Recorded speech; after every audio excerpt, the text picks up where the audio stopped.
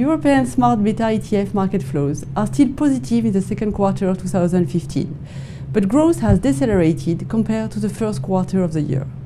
Net new assets year to date amounted to 2.3 billion euro, 60% of the 2014 net new assets within the first half of the year.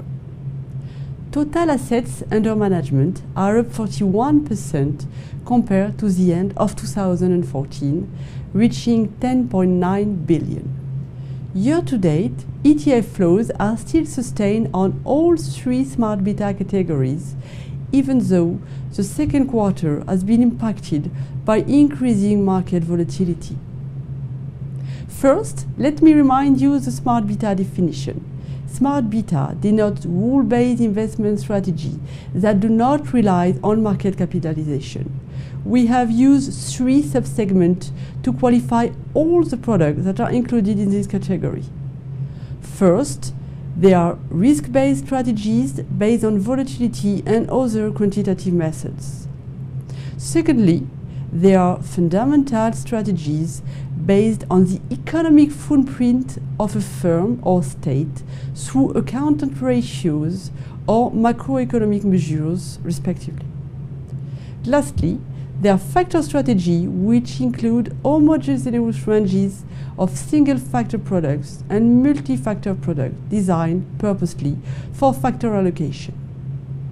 And now, let's go into more details. The second quarter of 2015 was the smallest quarter in terms of inflows for smart beta ETF over the span of the year, in line with the overall European ETF market flows trend in May and June, which were highly impacted by the increasing volatility on all markets.